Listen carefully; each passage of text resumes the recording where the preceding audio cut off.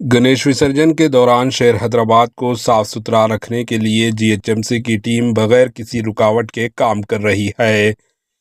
तकरीबन 12,500 कारकुनान जुलूस के रास्तों पर कचरा साफ करने के लिए 24 घंटे काम कर रहे हैं।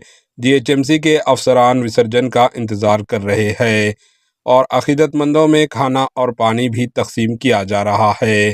पेश है इस खुसूस की ये report. Bureau report, Asian news.